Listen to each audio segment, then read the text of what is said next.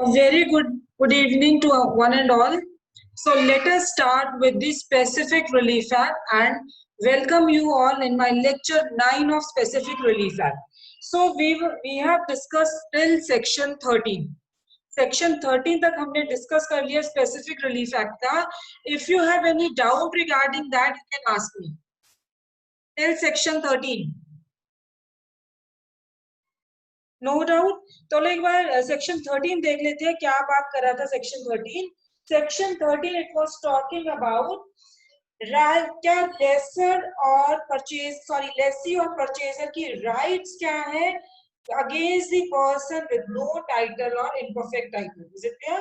तो उनकी क्या वहां पे राइट्स है परचेजर और लेसी की, वो हमें सेक्शन 13 में बताया गया है. Now comes to section 14. Section 14 में यहाँ क्या है? Contracts not specifically enforceable. तो ये जो सेक्शन है ये ऑलरेडी हमने डिस्कस कर लिया है जब हमने सेक्शन 10 को डिस्कस किया था, क्योंकि जो सेक्शन 10 है that has been amended by 2018 है अमेंडमेंट एक्ट. तो वहां पे क्या था कि वहां पे आपको जो सेक्शन 10 था उसमें आपकी 3 एक्सेप्शंस थी, 4 एक्सेप्शंस थी. सेक्शन 11 था, सेक्शन 16 था और सेक्शन 14 था. 3 एक्सेप्शंस वर देयर. अब यहाँ पे क्या है आपका सेक्शन 14. तो एक बार दोबारा से हम इसको रिवाइज कर लेते हैं व्हाट वाज सेक्शन 14. तो सेक्शन 10 आपका क्या कहता है? Contracts which are specifically enforceable, and this is opposite of section 10 which says contracts not specifically enforceable. तो यहाँ पे अब ये देखोगे अगर आपके पास बेयर एक्ट है, बेयर एक्ट में ये भी बड़ा लंबा चौड़ा सेक्शन है, लेकिन अब 2018 अमेंडमेंट से ये अमेंड हो गया है, अमेंडमेंट एक्ट से ये अमेंड हो गया है और इसमें सिर्फ एक छोटा सा सेक्शन है. वहां पे क्या लिखा है आपका? सो मैं आपको वहां पे आई शो यू कि what has been written over there. तो section 14.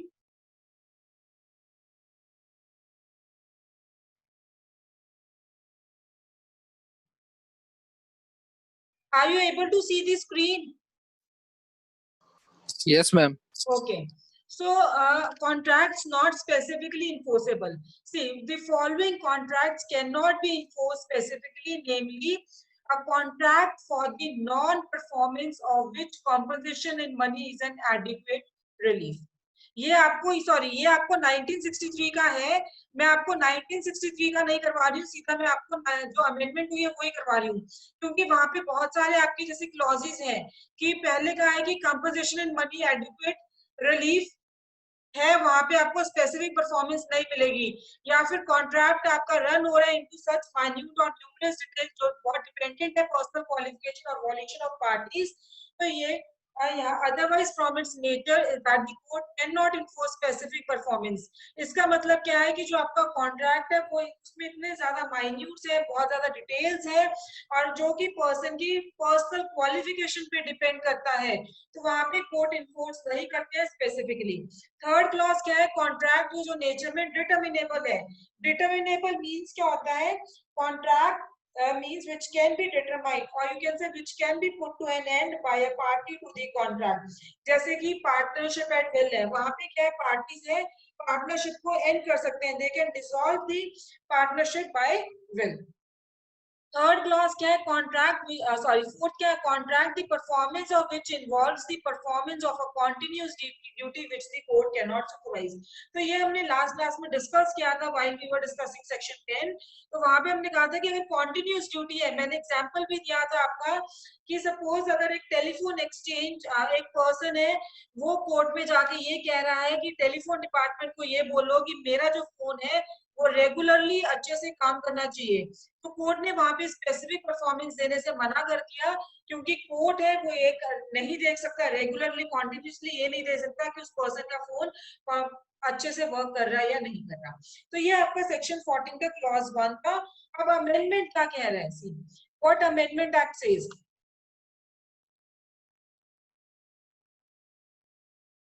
Contracts where a party has obtained substituted performance under section 20. Section 2018 amendment act ने सेक्शन 14 को अमेंड कर दिया और यहाँ पे सिर्फ 4 कैटेगरीज हैं आपकी, और यहाँ पे 3 ग्राउंड्स हैं जिसमें स्पेसिफिक रिलीफ को डिनाई किया गया है, इज इट क्लियर, जहाँ पे पॉसिबल नहीं है। तो पहला ग्राउंड क्या है, contracts where a party has obtained substituted performance under section 20।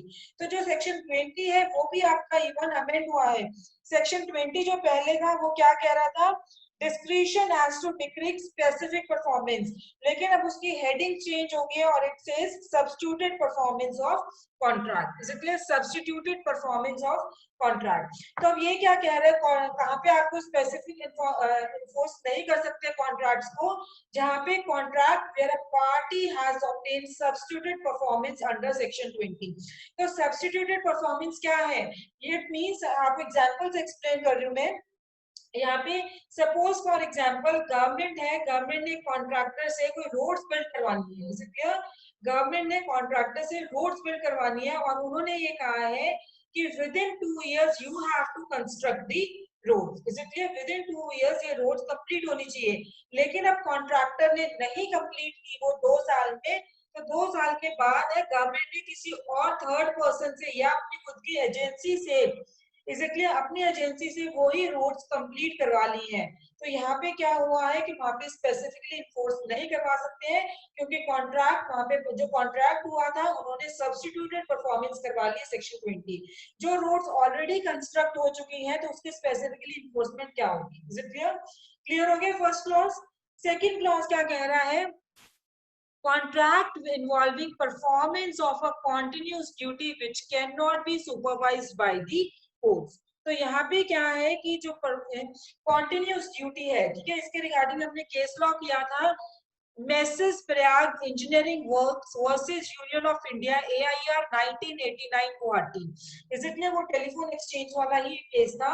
और एग्जांपल दे रही हूँ मैं आपको, सपोज अब एक कोई पर्सन है वो अपना घर कंस्ट्रक्ट करवा रहे हैं, कोर्ट में जाके कह रहा है, वो कोर्ट में जा रहा है कि मुझे स्पेसिफिक परफॉर्मेंस चाहिए कि इस कॉन्ट्रैक्टर को बोला जाए इसी तरह से मेरा घर है वो कंस्ट्रक्ट करेगा। तो वहां भी क्या है, कोर्ट स्पेसिफिक परफॉर्मेंस देने से मना कर देगा, क्योंकि कॉन्टिन्यूस ड्यूटी है, जब तक घर नहीं बनता है कोर्ट को वहां पे देखना पड़ेगा क्या उनका काम उसी तरह से चल रहा है। तो यहाँ पे कोर्ट स्पेसिफिक परफॉर्मेंस देने से मना कर देगा, क्योंकि it is not possible for court to look into such continuous duty. Next क्या है, वहां पे कोर्ट सुपरवाइज नहीं कर सकते। थर्ड क्लॉज देखिए, contract so dependent on the personal qualification of the parties that the court cannot enforce specific performance of material terms। अब यहाँ पे क्या है कि अगर कोई पर्सनल क्वालिफिकेशंस पे है तो वहां पे भी स्पेसिफिकली इन्फोर्स नहीं। सपोज मैंने आपसे कॉन्ट्रैक्ट किया है, I have made a contract with you, और आपने मुझे कहा है कॉन्ट्रैक्ट क्या था, पेंटिंग का था, and that painting was painted bye a dead painter, जो वो मर चुका है उसने पेंट किया। आपने मुझे कहा था कि आप मुझे प्रोवाइड करोगे, लेकिन अब आप देने से मना कर रहे हो, तो क्या वहां पे आप कोर्ट स्पेसिफिकली इन्फोर्स करेगा? देखो यहाँ पे आपकी पर्सनल क्वालिफिकेशन नहीं है तो कोर्ट है इन्फोर्स कर सकता है, इज इट क्लियर। तो लेकिन अगर सपोज अगर आपने कहा कि मैं आपको एक पिक्चर पेंट करके दूंगा, ठीक है, लेकिन बाद में आपने रिफ्यूज कर दिया, क्या कोर्ट यहाँ पे स्पेसिफिकली इन्फोर्स करेगी कॉन्ट्रैक्ट को? नहीं, because it depends upon your personal skills, qualification पे डिपेंड करता है। तो वहां पे कोर्ट मना कर सकती है कि स्पेसिफिक परफॉर्मेंस वो नहीं देंगे। लास्ट क्या है clause, contract of a determinable nature. Contract of a determinable nature का मतलब क्या है आपका, डिटर्मिनेबल का मीनिंग मैंने आपको ऑलरेडी बता दिया है कि जहां पे you can put to an end by a party to the contract, कि जो कॉन्ट्रैक्ट में पार्टी थी उस कॉन्ट्रैक्ट को खत्म कर सकते हैं।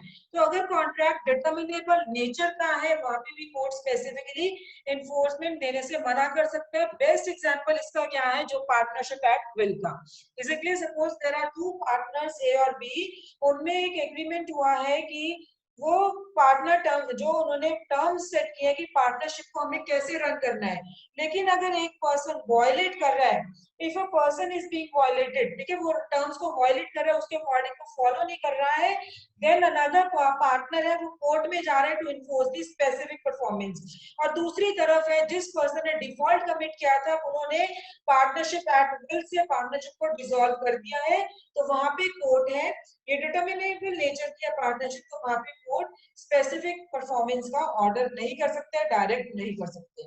Is it clear section 14? Any doubt?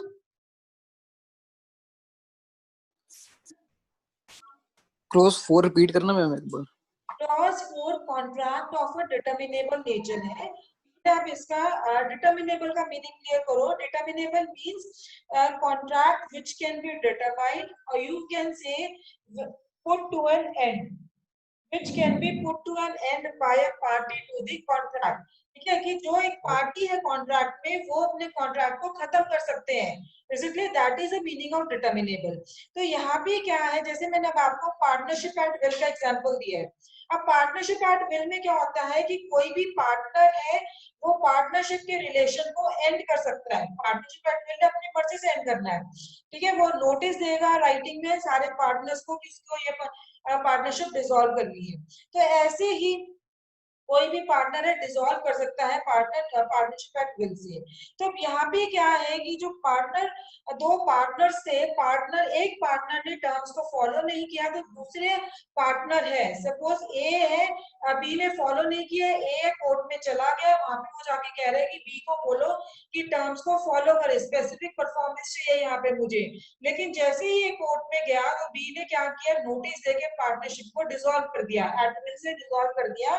तो in that case what happens, अब वो डिटर्मिनेबल नेचर का था, जो पार्टनरशिप एट विल है वो आपकी डिटर्मिनेबल नेचर की है, तो इस वजह से आपका क्या होगा, कोर्ट स्पेसिफिक परफॉर्मेंस नहीं ग्रांट कर सकता। Is it clear?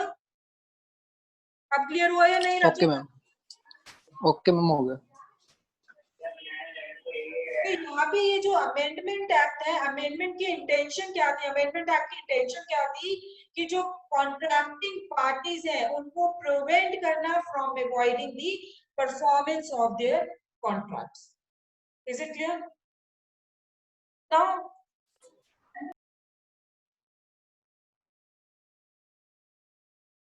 Next is section, अब देखो अगर आप बेयर एक्ट में देखोगे, बेयर एक्ट में देखोगे वहां पे आपके काफी क्लॉजेस हैं, क्लॉज 1 है, क्लॉज 2 है, क्लॉज 3 है, लेकिन अब यहाँ पे अमेंडमेंट एक्ट से ये सारे चले गए, सिर्फ आपके पास ये 4 पॉइंट रह गए। Is it clear? Next come section 15। Section 15 क्या कहता है, who may obtain specific performance. Section 15 says who may obtain specific performance। तब यहाँ पे क्या है आपका कि सेक्शन 15 स्पेसिफिक कौन, स्पेसिफिक परफॉर्मेंस कौन ले सकता है? देखो सबसे पहला क्या है, पार्टी ले सकती है। फर्स्ट इज कि कोई any party there to. Is it clear? except as otherwise provided by this chapter, except as otherwise provided by this chapter, specific performance of a contract, specific performance of a contract may be obtained by, except as otherwise provided by this chapter means कि जो हमारा ये chapter हम discuss कर रहे हैं, chapter second, ठीक है, चैप्टर सेकंड डिस्कस कर रहे हैं स्पेसिफिक परफॉर्मेंस ऑफ कॉन्ट्रैक्ट, इसमें जो दिया गया उसको छोड़ के स्पेसिफिक परफॉर्मेंस ऑफ कॉन्ट्रैक्ट कौन ऑब्टेन कर सकता है? फर्स्ट ए क्लॉज क्या है, any party thereto. Is it clear कि कोई भी पार्टी इन्फोर्स करवा सकती है, any party to the contract means that party can obtain the specific performance of the contract। is it clear?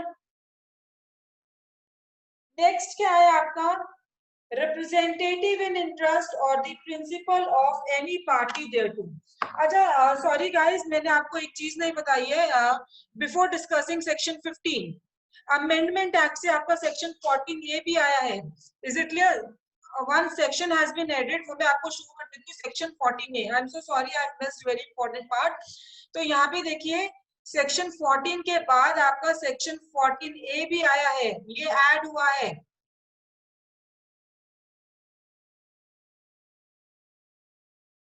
hold on, yeah, see 14A, is it clear? 14A भी आपका add हुआ है।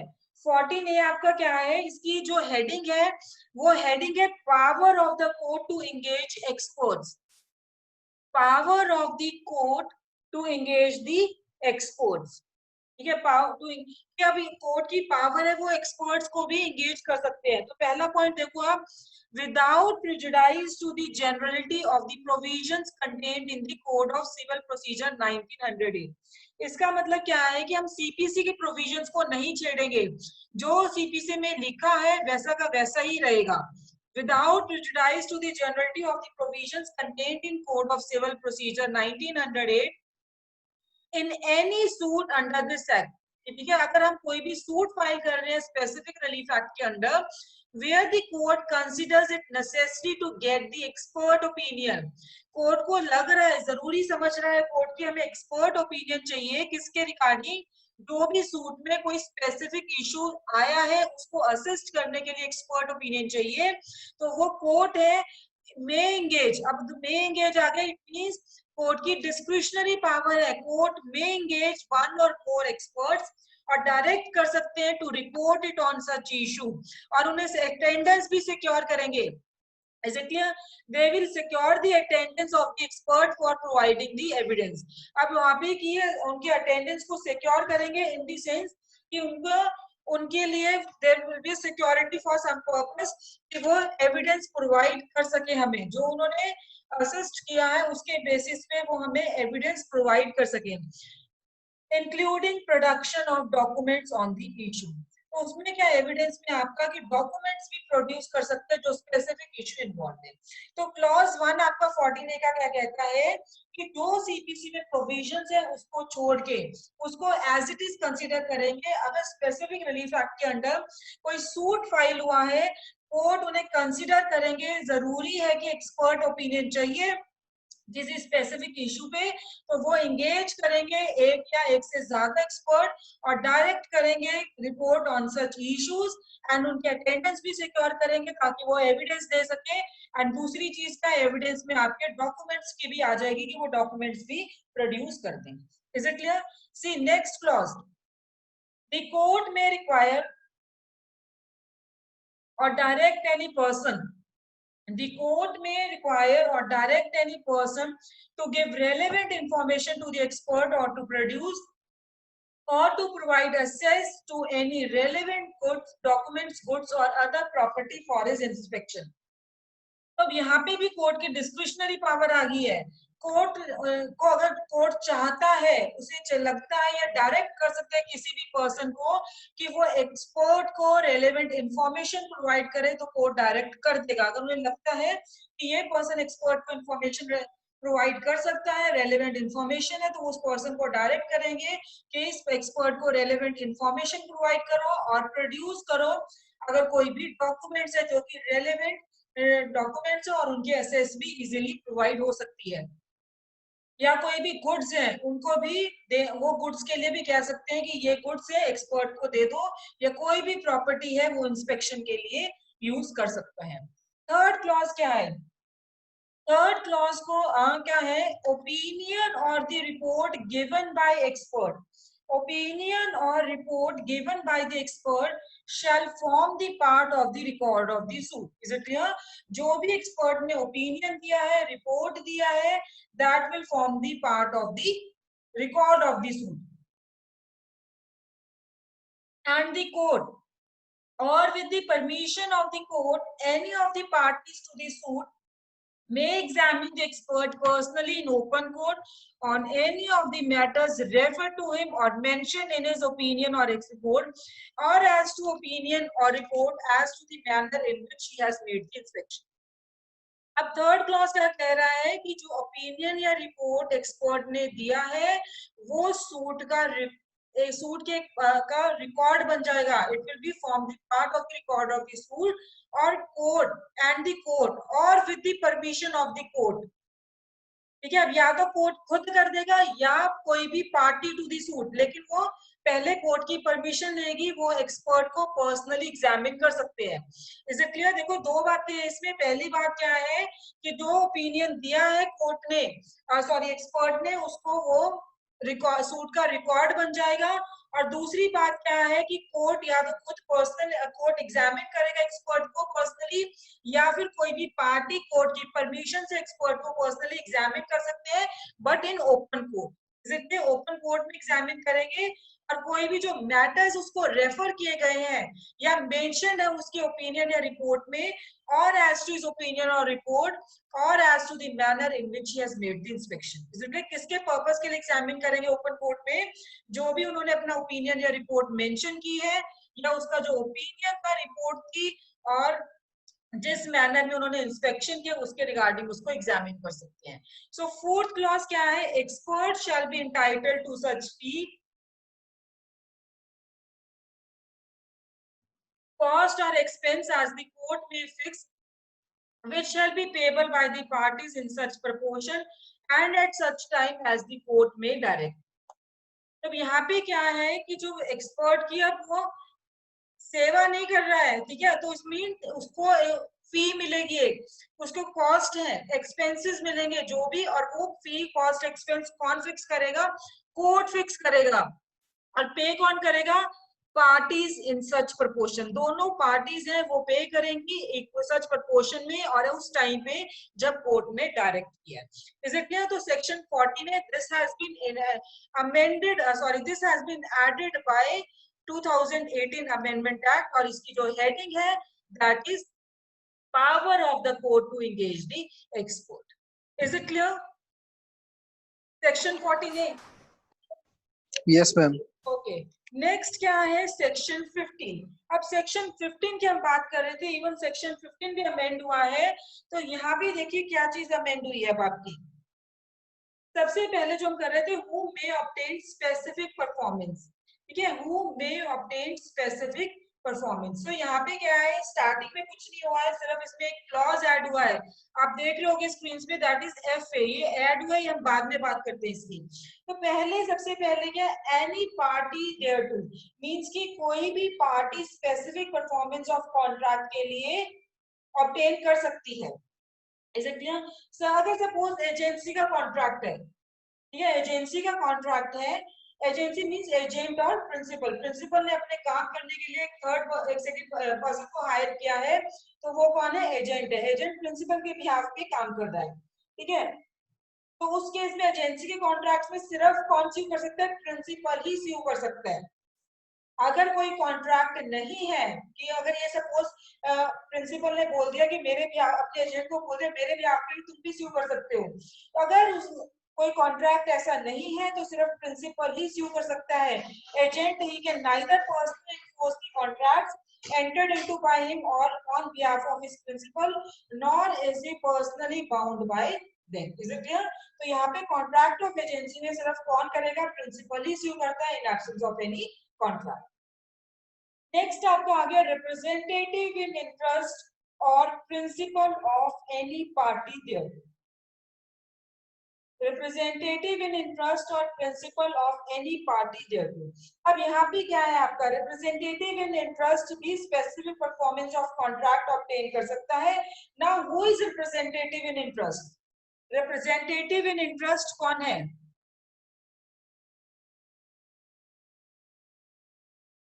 Representative in interest means जिसको, representative in interest जिसको कोई आपने assignee है, जिसको आपने असाइन किया है, कुछ ट्रांसफरी है, जिसको आपने इंटरेस्ट ट्रांसफर किया है या असाइन किया है, ठीक है। तो रिप्रेजेंटेटिव इन इंटरेस्ट मींस कोई भी असाइनी है, ट्रांसफरी है ऑफ इंटरेस्ट, और a legal representative. Is it clear? Even principal की डेथ के बाद एग्जीक्यूटर और एडमिनिस्ट्रेटर भी आ जाएगा आपका, ठीक है, एग्जीक्यूटर और एडमिनिस्ट्रेटर भी आ जाएगा, तो वो क्या है? आपके representative in interest. Is it clear? Next क्या है, अब इसमें सेकंड बी क्लॉज देखो, of any party there to means representative in interest और principal of any party there to. Clear? Next proviso आ गई इसकी, प्लीज प्रोवाइजो को ध्यान से देखो, प्रोवाइजो क्या कह रही है आपकी, provided that where the learning skill, solvency or any personal quality of such party is a material ingredient, is it clear, in the contract, जहाँ पे learning है, skill है, solvency है या personal quality है पार्टी का और वो material essential है in the contract, और where the contract provides that his interest shall not be assigned, ठीक है, या कॉन्ट्रैक्ट में कहा गया है कि जो इंटरेस्ट है वो आगे असाइन नहीं करोगे, आप किसी और को नहीं दे सकते हो, his representative in interest or his principal shall not be entitled to specific performance of contract, तो उसका जो representative in interest या principal है वो specific performance of contract obtain नहीं कर सकते हैं। फिर से अब देखो प्रोवाइजो की भी प्रोवाइजो आ गई है, unless such party has already performed this part of contract, ठीक है, unless such party has already performed this part of contract or the performance thereof by representative in interest or his principal has been accepted by the other party, is it clear? तो यहाँ पे क्या है अब आपका, तो देखो अब यहाँ पे प्रोवाइजो दिया है कि रिप्रेजेंटेटिव और इंटरेस्ट और प्रिंसिपल कब स्पेसिफिक परफॉर्मेंस नहीं ले सकते, जब कॉन्ट्रैक्ट में लर्निंग है, स्किल है, सॉल्वेंसी है, पर्सनल क्वालिफिकेशन है पार्टी की, ये एक इसेंशियल इंग्रेडिएंट है, इसेंशियल एलिमेंट है कॉन्ट्रैक्ट में, या फिर कॉन्ट्रैक्ट में ये लिखा गया है, ये प्रोवाइड किया गया कि इंटरेस्ट आगे असाइन नहीं होगा, तब उसके इन दो केसेस में रिप्रेजेंटेटिव इन इंटरेस्ट और principal specific performance of contract के लिए ऑब्टेन नहीं कर सकते हैं। लेकिन अब प्रोवाइजो की भी प्रोवाइजो आ गया, अन्य सच party has already performed this part of contract or performance thereby by the representative in interest or his principal has been accepted by the other party, is it clear? तो जहां पे क्या है कि उस पार्टी ने ऑलरेडी अपना contract का पार्ट परफॉर्म नहीं कर लिया है या परफॉर्मेंस है उसके रिप्रेजेंटेटिव इंटरेस्ट ने की थी या प्रिंसिपल ने की थी और दूसरी पार्टी ने वो एक्सेप्ट कर ली, इज इट क्लियर? नेक्स्ट अब थर्ड क्लॉज देखो, अब इसमें थर्ड क्लॉज क्या कहता है आपका, see clause, where the contract is a settlement on marriage or a compromise of a doubtful right between members of the same family, any person beneficially entitled thereto, तो जहां पे कॉन्ट्रैक्ट सेटलमेंट है on marriage, compromise है of doubtful rights between the members of the same family, any person beneficially entitled thereto, तो वहां पे जो beneficiary है, अब यहाँ पे बेनिफिशियरी है, बेनिफिशियरी आपके लिए वो स्पेसिफिक परफॉर्मेंस ऑब्टेन कर सकता है। सो वहां पे देखो, यहाँ पे आपका एक इम्पोर्टेंट केस लॉ है बहुत, ख्वाजा मोहम्मद खान वर्सेस हुसैनी बेगम, ख्वाजा मोहम्मद खान वर्सेस हुसैनी बेगम। नाउ इस केस में क्या हेल्ड हुआ था आपका, इट वाज रिगार्डिंग दी, ये फैमिली सेटलमेंट के रिगार्डिंग था ये केस आपका, होल्ड ऑन गाइस, यहाँ पे फादर ऑफ द बॉय, ठीक है, लड़के का जो फादर था और लड़की का जो फादर था, लड़के और लड़की के दोनों के फादर्स के बीच में एक एग्रीमेंट हुआ था, जहां पे बॉय के फादर ने प्रॉमिस किया था in favour of the girl, boy के फादर ने प्रॉमिस किया था गर्ल के फेवर में, and that was held to be enforceable by the Privy Council। ये बहुत पुराना केस है, ख्वाजा मोहम्मद वर्सेस हुसैनी बेगम, इसके आप साइटेशन नोट कर सकते हो, दैट इज ILR 1910 ब्रैकेट में है 32, इलाहाबाद 410 प्रीवी काउंसिल। तो अब यहाँ पे क्या फैक्ट, जो केस के फैक्ट्स हैं वो क्या थे कि लड़के और लड़की के फादर में एक एग्रीमेंट हुआ था, ठीक है, कि अगर जो लड़की है, लड़की इस केस में कौन है, प्लेंटिफ है, एग्रीमेंट क्या हुआ दोनों के बीच में कि जो लड़की है अगर उसने एक पर्टिकुलर बॉय से शादी की है, करेगी, एक पर्टिकुलर बॉय से वो शादी करेगी, तो जो लड़के के फादर है, जो कि डिफेंडेंट है इस केस में, लड़के के फादर है, कुछ कुछ पर्सनल अलाउंस पे करेंगे, वो कुछ पर्सनल अलाउंस पे करेंगे, जिसको क्या कहते हैं, कराची ई पांदान, कराची ई पांदान, that is betel box expenses, इसलिए बीटल बॉक्स एक्सपेंसेस बोलते हैं उनको, वो प्लेंटिफ को पे करेंगे। Clear? Repeating it again facts, लड़के और लड़की के फादर के बीच में एग्रीमेंट हुआ था कि अगर लड़की इस पर्टिकुलर लड़के से शादी करेगी तो लड़के के फादर उसको कुछ पर्सनल अलाउंस पे करेंगे जिसको खराची पानदान कहते हैं टू दी प्लेंटिफ मींस की लड़की को। और ये भी मेंशन किया गया था कि जो कुछ प्रॉपर्टी है ऑलरेडी ही डिफेंडेंट है मींस की लड़के के फादर ने साइड पे रख दी है और अलाउंस उस प्रॉपर्टी में से पे किया जाएगा, उस प्रॉपर्टी की इनकम से पे किया जाएगा। नाउ प्लेंटिफ ने अकॉर्डिंगली डिफेंडेंट के बेटे से शादी कर ली है, पर फिर भी डिफेंडेंट की मर्जी से शादी होगी, फिर भी डिफेंडेंट ने he has failed to pay that Karachi e-Pandan। इसलिए वो पर्सनल अलाउंसेस पे करने में फेल हो गया। तो now girl has brought an action against his father in law. ये प्लेंटिफ है, उन्होंने केस फाइल किया कि वो अलाउंस क्लेम करे थे डिफेंडेंट, जो कि उन्होंने कहा था कि उनके बीच में कॉन्ट्रैक्ट हुआ था to pay the allowances that had been made only with the. अब वो वहां पे क्या कह रहे हैं, डिफेंडेंट कह रहे हैं कि लड़की के साथ तो कोई कॉन्ट्रैक्ट नहीं हुआ था, contract was between the plaintiff's father, ठीक है, फादर के लिए हुआ था। लेकिन यहाँ पे कोर्ट क्या कह रहा है, कोर्ट क्या कह रहा है कि चाहे लड़की के फादर के साथ हुआ था, प्रीवी काउंसिल सॉरी कोर्ट ने प्रीवी काउंसिल क्या कह रहे हैं, उन्होंने कहा कि लेकिन बेनिफिशियरी कौन है यहाँ पे, बेनिफिशियरी तो लड़की है, तो उसने उन्होंने कहा था कि इस केस में बेनिफिशियरी है, she can ask for the specific performance. Is it clear? तो यहाँ पे इस केस में क्या है, स्पेसिफिक परफॉर्मेंस के लिए वो बोल सकते हैं। तो यही आपका सेक्शन 15 कह रहा है कि who can obtain for the specific performance. तो जो बेनिफिशियरी है वो भी ऑब्टेन कर सकते हैं स्पेसिफिक परफॉर्मेंस। नेक्स्ट क्या आ गया आपका, नेक्स्ट क्लॉज देखिए मेरे, see clause sorry D clause, where the contract has been entered into by a tenant for life, where the contract has been entered into by a tenant for life in due exercise of power, the remainder man। अब remainder man कौन है, who is the remainder man, anybody? See remainder man आपका कौन होता है? अब हमने discuss, अगर आपको ध्यान होगा तो हमने डिस्कस किया था रिविजनर के बारे में, हमने डिस्कस किया था। तो रिमाइंडर मैन कौन है?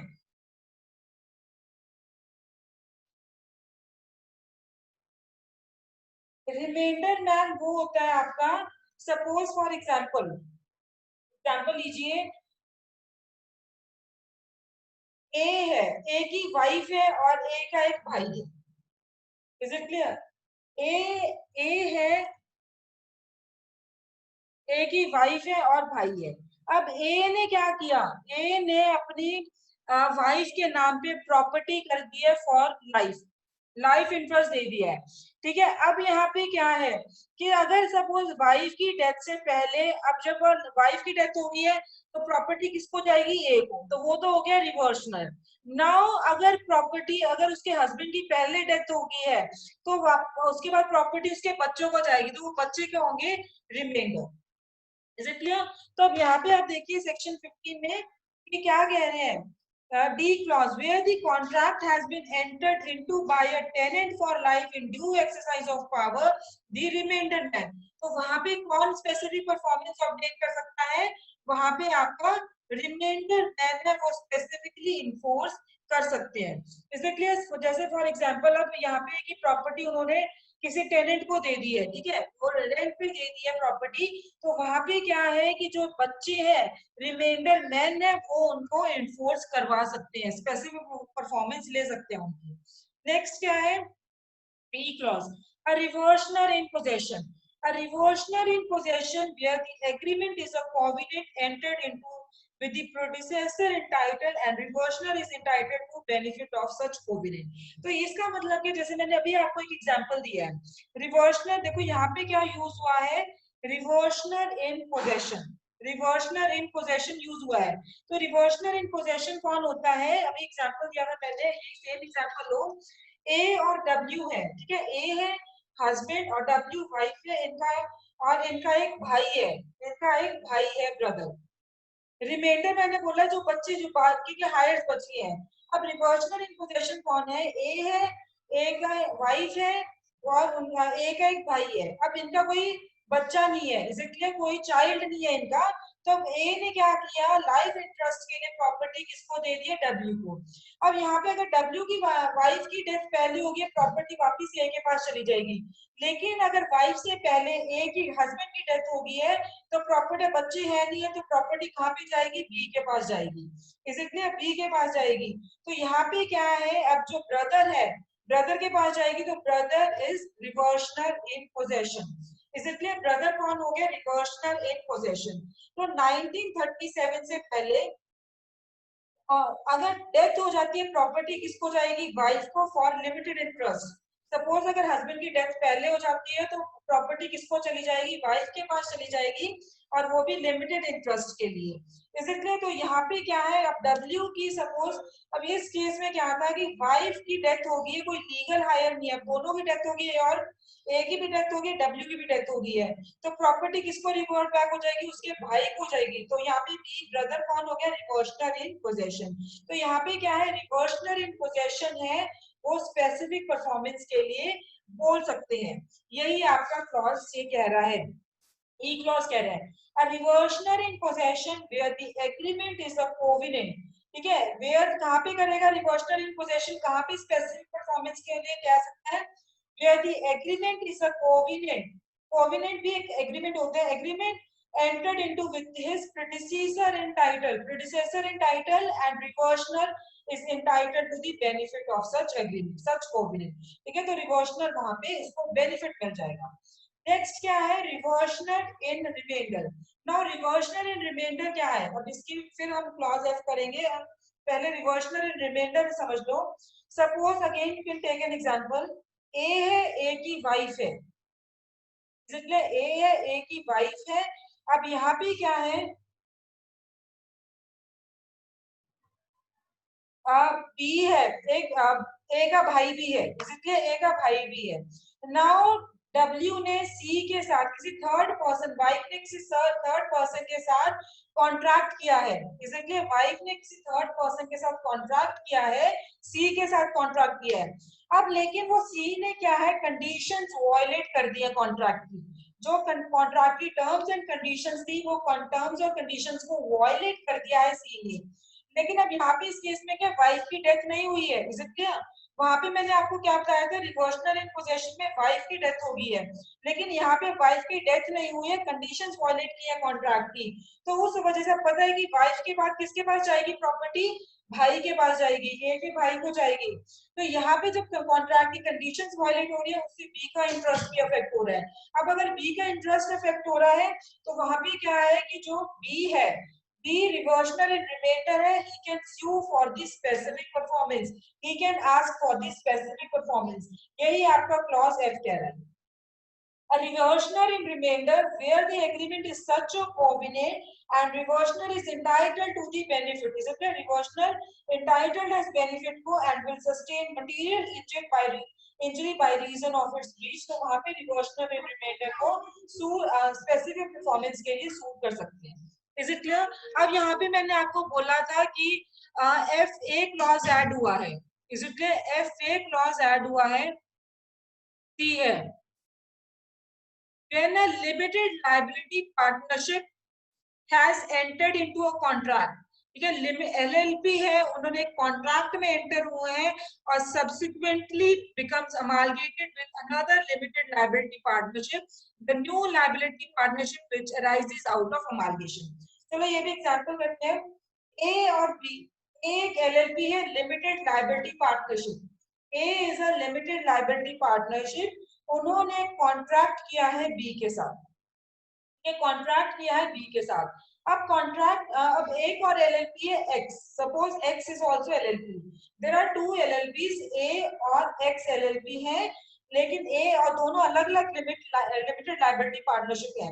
अब ए जो एलएलपी है, उन्होंने बी के साथ कॉन्ट्रैक्ट किया है, कॉन्ट्रैक्ट करने के बाद अब ये दोनों जो एलएलपी है, ए और एक्स, ये मर्ज हो गई है, मर्ज हो गई है, then it means it has become one LLP. तो यहाँ पे जो नई एलएलपी है, ठीक है, ए और एक्स को मर्ज करके एक नई एलएलपी बनती है, तो जो नई एलएलपी है ये स्यू कर सकते हैं स्पेसिफिक परफॉर्मेंस ऑफ कॉन्ट्रैक्ट, कौन से कॉन्ट्रैक्ट के बीच में, जो ए और बी के बीच में कॉन्ट्रैक्ट हुआ था। Is it clear? तो यही आपका रिपीट कर रही हूँ, देखो language.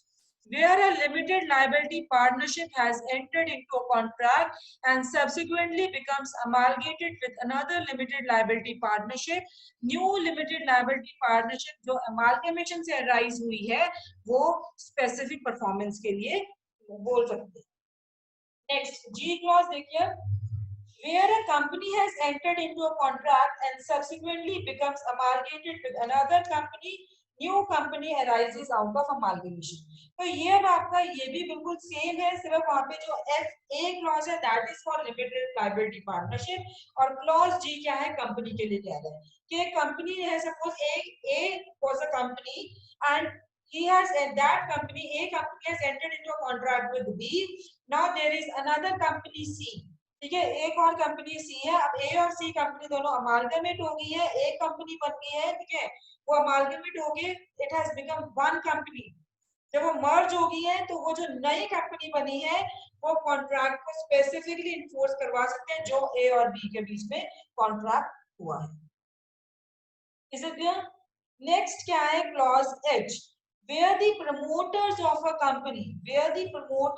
company have before its incorporation entered into a contract for the purpose of the company, जहाँ पे प्रमोटर्स है कंपनी के, उनके इनकॉर्पोरेशन से पहले वो अभी कंपनी इनकॉर्पोरेट नहीं हुई है, वो कॉन्ट्रैक्ट में एंटर हुए हैं for the purpose of company and such contract is warranted by the terms of incorporation. तो वो जो कंपनी है वो स्पेसिफिक परफॉर्मेंस के लिए कह सकते हैं।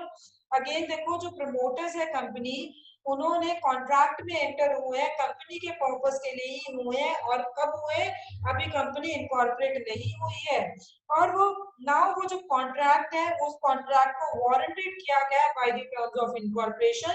तो वो जो कंपनी अब इनकॉर्पोरेशन के बाद स्पेसिफिक परफॉर्मेंस के लिए कह सकती है। Provided, again there is a proviso for clause H that company has accepted the contract and has communicated such acceptance to the other party to the contract। is it clear? तो company है, उन्होंने क्या proviso क्या दिए, company ने accept किया है और कॉन्ट्रैक्ट को एक्सेप्ट किया और वो उन्होंने कम्युनिकेट किया वो acceptance to the other party to the contract, जो दूसरी पार्टी थी कॉन्ट्रैक्ट में उन्होंने वो एक्सेप्टेंस अपनी कम्युनिकेट कर दी है। देखो कॉन्ट्रैक्ट होने के लिए एक्सेप्टेंस कम्युनिकेट करना बहुत जरूरी है, तो अगर उन्होंने अपनी एक्सेप्टेंस कम्युनिकेट कर लिया दूसरी पार्टी को, तभी वो कंपनी जो है वो स्पेसिफिक परफॉर्मेंस के लिए बोल सकती है। Is it clear? Case law है इसके रिगार्डिंग देखिए, मुरारी गांगुली वर्सेस कन्हैया लाल गराई, मुरारी गांगुली वर्सेस कन्हैया लाल गराई, AIR 2003 कैलकाटा 105। तो इस केस में क्या है आपका, क्या हुआ था, it was regarding clause H, यहाँ पे लीज हुई थी एक प्रपोज्ड कंपनी, देखो यही कहा था मैंने एच में कि अभी इनकॉर्पोरेट नहीं हुई है कंपनी, तो एक प्रपोज्ड कंपनी के लिए के फेवर में लीज हुई थी और वो कंपनी कभी इनकॉर्पोरेट ही नहीं हुई और वो एग्जीक्यूट हुआ था यूनिलैटरली बाय द लेसर। तो ये इस तरह की लीज क्या है, इनवैलिड है, क्योंकि ये था प्रपोज्ड कंपनी है बट वो इनकॉर्पोरेट नहीं हुई, तो वो लीज क्या होगी, इनवैलिड। तो जो प्रमोटर्स थे कंपनी के, उन्होंने क्या किया, पार्टनरशिप फॉर्म कर ली है, they are form the partnership firm.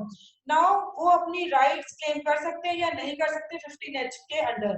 तो दे जो पार्टनर्स है they can not claim any right और interest in the property they have, जो उन्होंने लीज की है, इसलिए वो अपनी राइट्स और इंटरेस्ट उस प्रॉपर्टी में नहीं क्लेम कर सकते जो उन्होंने लीज की है।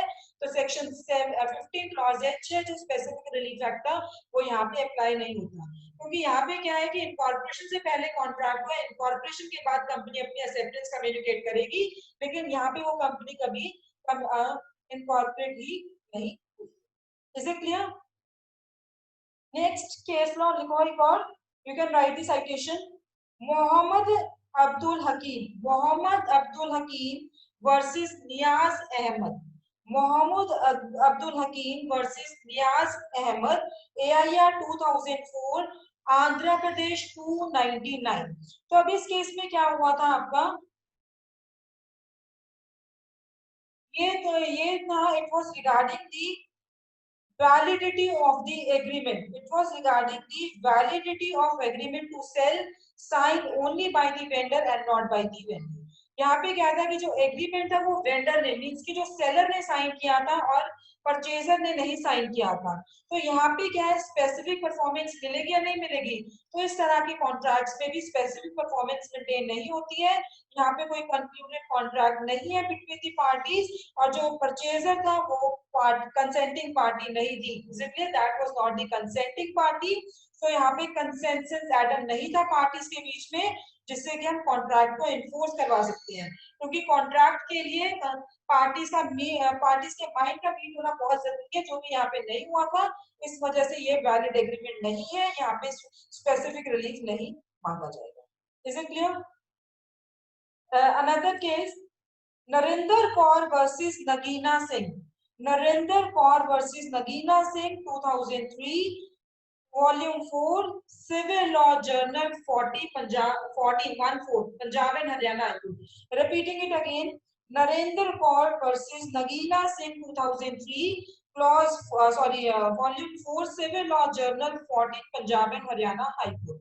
तो अब इस केस में आपका क्या था कि इस केस में एक एग्रीमेंट हुआ था for the sale of land, ठीक है, और वो एग्रीमेंट टू पर्संस के फेवर में हुआ था कि टू पर्संस के फेवर में आपने लैंड सेल करनी थी।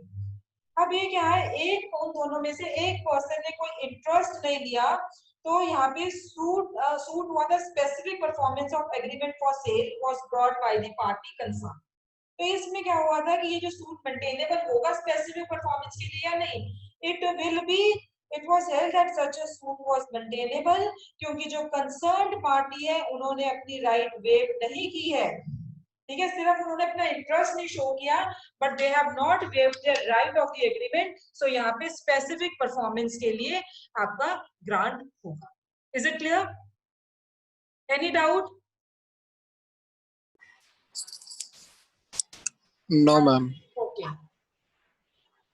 So let us see another. Jai Gopal Goyal versus Bishan Das Goyal. Jai Gopal Goyal versus Bishan Dayal Goyal, AIR 2005 Delhi 39। AIR 2005 Delhi 39। तो अब इस केस में आपका क्या था? It was regarding the कि जो plaintiff whether he is entitled to degree of specific performance or not. Is it clear? तो यहाँ पे डिफेंडेंट है, उन्होंने अग्री किया था वो एक घर बेचेंगे प्लेंटिफ को। डिफेंडेंट और प्लेंटिफ के बीच में अग्रीमेंट हुआ था, जहाँ पे उन्होंने क्या एग्रीमेंट था कि डिफेंडेंट उन्होंने अग्री किया था कि he will sell a house to the plaintiff। सो ये प्लेंटिफ ने अवर किया था कि जो अमाउंट ऑफ लोन है, amount of loan advanced by them to the defendant, उसको क्या ट्रीट किया जाए? एडवांस ट्रीट, जो लोन था वो एडवांस ट्रीट किया जाए, और बैलेंस जो बच गया वो प्लेंटिफ पे करेंगे। कब पे करेंगे? जब एग्जीक्यूट होगी, ये सेल डीड एग्जीक्यूट होगी, एग्जीक्यूशन के टाइम पे बाकी वो पे कर देंगे, तो at the time of execution and registration of sale deed. लेकिन डिफेंडेंट है, डिफेंडेंट ने क्या किया? प्लेंटिफ को नोटिस इशू कर दिया कि वो मनी रिटर्न कर दें। डिफेंडेंट ने एक नोटिस इशू किया प्लेंटिफ को कि वो जो उन्होंने मनी एडवांस लिए थे वो मनी को वापस कर दे by defendant with the plaintiff's earlier and vacate the suit property, ठीक है, सूट प्रॉपर्टी को वकेट कर लो। तो यहाँ पे जो एविडेंस था that was led by plaintiffs in support of the government, जो कि प्लेंट में किया गया था और उसको रिबर्ट भी नहीं किया था। इसको रिबर्ट मतलब कि वापस भी नहीं लिया गया था। तो प्लेंटिफ्स है, उन्हें स्पेसिफिक परफॉर्मेंस ग्रांट होगा। क्यों ग्रांट होगा? क्योंकि जो प्लेंटिफ है वो रेडी है, विलिंग है टू अपना पार्ट को परफॉर्म करने के लिए। Is it clear? ये आपका सेक्शन 15 था। Now let us start with section 16। Section 16 क्या कह रहे हैं? Person who can not claim specific performance. देखो पहले क्या था आपका? Who can obtain specific, who may obtain specific performance, और सेक्शन 16 क्या कह रहा है? Personal bars to relief. Personal part to relief इसकी हेडिंग है, लेकिन यहाँ पे जो आपका है इसके अंदर क्या है? सेक्शन 16 क्या कह रहे हैं? Persons can not claim specific performance. कौन स्पेसिफिक परफॉर्मेंस को क्लेम नहीं कर सकते हैं? Is it clear? तो अब यहाँ पे आपका सेक्शन 16 क्या कहते हैं? देखो सेक्शन 16 भी अमेंड हुआ है। even section 16 has been amended. तो वो क्या अमेंड हुआ है, मैं आपको अमेंडमेंट शो कर दूं.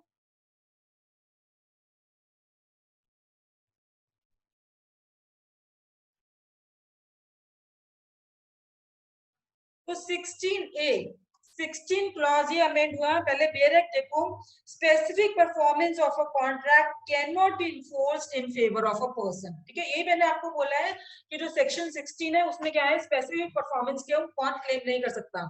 ए पॉइंट क्या है, who would not be entitled to recover compensation for its breach. Who would not be entitled to recover compensation for its breach. तो यहाँ पे ये जो ये था हमारा 1963 के एक्ट में, लेकिन इसको ओमिट कर दिया है और इसकी जगह कौन सा आ गया है, who has obtained substituted performance of contract under section 20. Is it clear? ये हम पहले भी डिस्कस कर चुके हैं. सेक्शन कौन से सेक्शन में डिस्कस किया था, सेक्शन 14 में. तो यहाँ पे specific performance of a contract can not be enforced in favour of a person who has obtained specific performance of contract under section 20. तो ये मैंने आपको ऑलरेडी एक्सप्लेन कर दिया. What do you mean by it. इसका मतलब क्या है कि जब आपने किसी के साथ पहले कॉन्ट्रैक्ट किया है, उसने आपका काम कंप्लीट नहीं किया है, अब आपने क्या थर्ड पार्टी से या अपनी पर्सनल एजेंसी से वो काम करवा लिया, तो वहां पे क्या है, स्पेसिफिक इन्फोर्समेंट नहीं हो सकती है. Is it clear. अब सेकंड क्लॉज देखिए, क्लॉज बी.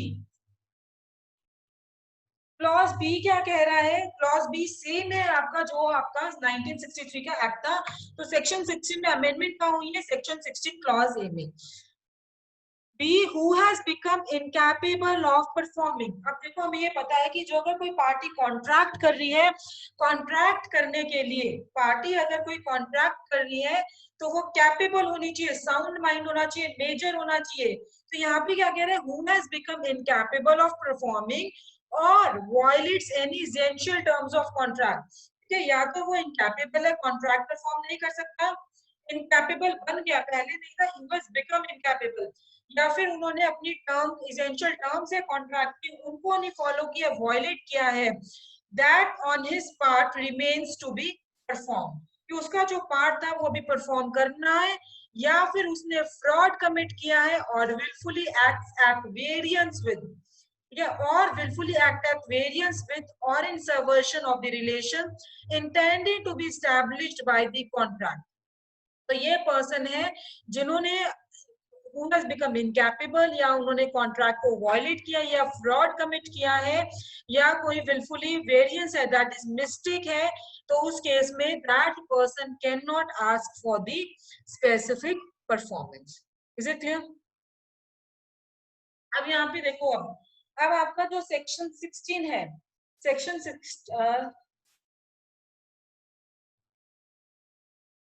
सेक्शन 16 में आपको मैंने दो चीजें करवा दी है. एक तो who has obtained substitutive performance of contract, और दूसरी क्या है कि कौन भी स्पेसिफिक परफॉर्मेंस ऑब्टेन कर सकता, जो आपका इनकैपेबल हो गया है, या फिर है इनकैपेबल हो गया है, या फिर उन्होंने वायलेट की है, या उनके बिहाफ पे भी कॉन्ट्रैक्ट परफॉर्म नहीं हुआ है, या फ्रॉड कमिट किया है, या विलफुली एक्ट किया है एक्ट वेरिएंस विद. तो इन दैट केस में क्या है आपका, that person can not ask for the specific performance. Is it clear. अब सी क्लॉज देखो, हु फेल्स टू. अब यहाँ पे अगर आपके पास बेयरेक्ट है, बेयरेक्ट देख लो, तो वहां पे वर्ड है aver, who fails to aver. ठीक है, तो एवर का मतलब है ये रिमूव कर दिया है 2018 से, ये रिमूव कर दिया, अब ये आ गया fails to prove. Is it clear? It means who fails to prove that he has performed or has always been ready and willing to perform the essential terms of the contract. Essential terms of the contract की जो जिन्होंने वो fail हो गए prove करने में, वो prove नहीं कर पाए कि उन्होंने अपना पार्ट परफॉर्म कर दिया, या अगर नहीं परफॉर्म किया है तो he was always ready and willing to perform the essential terms of the contract, जो उसने परफॉर्म करनी थी, other than the terms of performance which has been prevented or waived by the defendant. अगर कोई ऐसी टर्म्स है जो कि प्लेंटिफ ने वेव कर दी थी, जितने प्लेंटिफ ने वो वेव कर दी थी, तो इन दैट केस क्या है, वो उन टर्म्स को छोड़ के, उन कंडीशंस को छोड़ के बाकी सारी कंडीशंस वो उसने परफॉर्म कर दी है या फिर और लेकिन वो फेल हो गया प्रूव करने में कि उन्होंने परफॉर्म कर दी है, या अगर उसने नहीं परफॉर्म की है, he was ready and willing to perform, तो वो भी वो फेल हो गए प्रूव करने में, in that case he cannot ask for the specific performance. Is it clear? ये आपका अब एक्सप्लेनेशन देखिए इसके साथ क्या है. For the purpose of clause C, where a contract involves payment of money, ठीक है, क्लॉज सी क्या कहता है कि जहां पे कॉन्ट्रैक्ट के लिए वो फेल हो गया प्रूव करने में कि उसने परफॉर्म कर दिया है या वो विल रेडी और विलिंग था परफॉर्म करने के लिए, तो उस क्लॉज के पर्पस के लिए अगर जो कॉन्ट्रैक्ट है वो पेमेंट ऑफ मनी के रिगार्डिंग था, तो वहां पे ये प्लेंटिफ के लिए जरूरी नहीं है कि वो एक्चुअली डिफेंडेंट को मनी टेंडर करे, मनी उसको दे या वो कोर्ट में डिपॉजिट करे. सिर्फ वो कौन सा पैसा कोर्ट में डिपॉजिट करेगा, except when so directed by the court, जब कोर्ट उसको बोलेगा तभी वो डिपॉजिट करेगा या डिफेंडेंट को देगा, अदरवाइज ये जरूरी नहीं है प्लेंटिफ के लिए वो एक्चुअली डिफेंडेंट को पैसा दे. Next, for the purpose of clause C the plaintiff must performance of or readiness and willingness to perform the contract according to its true constitution. तो सी क्लॉज के लिए प्लेंटिफ है वो रेडी है, willing है to perform the contract. Is it clear? Then only he can ask for the specific performance और उनको prove करना पड़ेगा. अब यहाँ पे देखो we are talking about ready and willingness to perform, तो इस पे हम एक केस लॉ डिस्कस करते हैं आपका, that is Vimal Kumar versus Gyanchand. Vimal Kumar versus Gyanchand. तो परचेजर है, उन्होंने सारी की सारी लैंड की कॉन्सिडरेशन पे कर दी थी और उनको पोजेशन भी दे दी थी उस लैंड की, लेकिन क्या है अभी रजिस्ट्रेशन नहीं हुई थी लैंड की. Is it clear? वो रजिस्ट्रेशन नहीं हुई थी लैंड की. क्यों नहीं हुई थी? क्योंकि जो लैंड था it was not free from some charges, कोई टैक्सेस वगैरह या कुछ रेंट वगैरह whatever something has to be paid. तो परचेजर को जैसे ये पता, देखो पैसा भी दे दिया परचेजर ने, परचेजर के पास पोजेशन हुई आ भी हुई थी, लेकिन अभी से रजिस्ट्रेशन नहीं हुआ था क्योंकि लैंड दैट वाज इनकम्बर्ड. तो परचेजर को जैसे ही ये पता चला कि जो सेलर है, सेलर ने क्या किया था, एक और सेल ड्यूड एग्जीक्यूट कर ली उसी लैंड के लिए इलीगली. जैसे ही परचेजर को ये पता लगा, ठीक है, तो परचेजर ने क्या दिया, नोटिस, एक सेलर को नोटिस दे दिया कि ये सेल डीड को रजिस्टर करवाया जाए विद इन 3 डेज, और जिस दिन से नोटिस उस पर सर्व हुआ है और किसके नाम पे वो रजिस्टर कराए, प्लेंटिफ परचेजर के नाम पे. नो यहाँ पे क्या हेल्ड हुआ था कि जो प्लीडिंग्स और एविडेंस है वो रिफ्लेक्ट किया गया था कि परचेजर है, परचेजर रेडी है, विलिंग है to perform the part of the contract, क्योंकि उन्होंने कह दिया था कि वो एग्जीक्यूशन सेल डीड की जो एग्जीक्यूशन के एक्सपेंसेस होंगे वो खुद बेयर करेगा उन एक्सपेंसेस को. So from this it shows कि जो प्लेंटिफ है वो रेडी है, विलिंग है to perform the part of contract. So यहाँ पे प्लेंटिफ को स्पेसिफिक परफॉर्मेंस मिल गया था कि यहाँ पे प्लेंटिफ है, he can ask for the specific performance of the contract, और वो स्पेसिफिक परफॉर्मेंस क्या था कि 3 दिन में रजिस्ट्रेशन करानी है उसके नाम पे.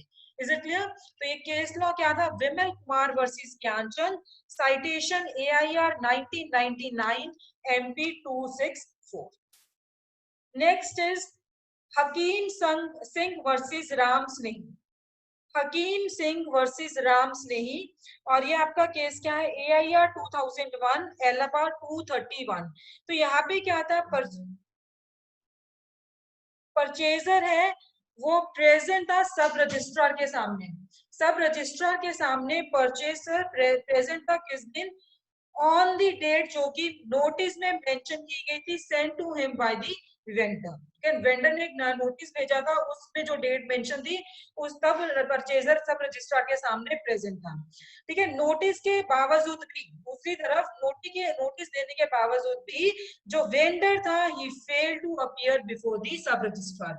मींस जो सेलर था जिसने नोटिस दिया था, सॉरी जो नोटिस वेंडर है उसको नोटिस का पता भी था, फिर भी वो सब रजिस्ट्रार के सामने नहीं आए.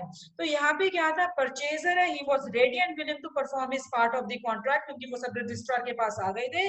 सो यहाँ पे जो परचेजर है उसको he was entitled to the specific perform. Is it clear? Any doubt under section 16? No, ma'am. Okay. Now what happens when plaintiff could not prove that he was ready and willing to perform his part of contract? तो वहां पे मैंने आपको बता दिया कि specific performance नहीं मिलेगी. ठीक है. There is a case law on this. Write the citation. Vijay Bahadur versus Surinder Kumar. Vijay Bahadur versus Surinder Kumar. AIR 2003 MP 117. AIR 2003 MP 117. अब यहाँ पे क्या था कि जो प्लेंटिफ है, प्लेंटिफ रेडी थे, विलिंग थे अपना पार्ट परफॉर्म करने के लिए, ठीक है, बट उनके पास क्या है, कोई स्ट्रेट जैकेट फॉर्मूला नहीं था उसको प्रूव करने के लिए. तो ये फैक्ट और सर्कमस्टांसेस से, हर एक केस के फैक्ट और सर्कमस्टांसेस से पता लगता है कि whether plaintiff is ready and willing to perform the part of his contract or not. इसलिए तो उनको ये प्रूव करना पड़ता है. Now according to section 16 clause D, अब जो हमारा प्रेजेंट केस था, वो केस क्या था, विजय बहादुर वाले केस में क्या था कि जो प्लेंटिफ है वो प्रूव नहीं कर पाए थे कि वो रेडी है, विलिंग है अपना पार्ट को परफॉर्म करने के लिए. तो यहाँ पे क्या है, सरकार वो प्रूव नहीं कर पाए थे, इस वजह से उनको यहाँ पे स्पेसिफिक परफॉर्मेंस नहीं मिला. Is it clear? So today we have discussed section 14, section 15, section 16. If you have any doubt, you can ask me. And yes, Rajat, do you have any doubt? No ma'am, read करके कल पूछ लूंगा मैं. Okay, you can ask me tomorrow. So I end up my lecture over. Thank you. Okay.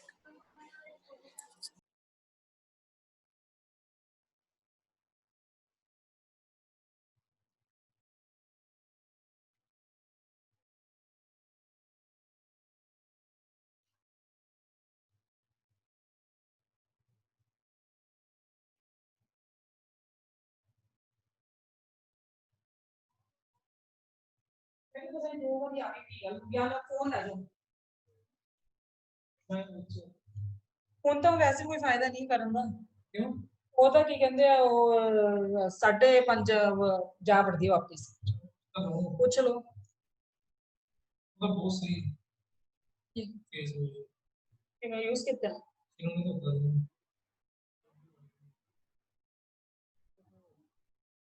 Number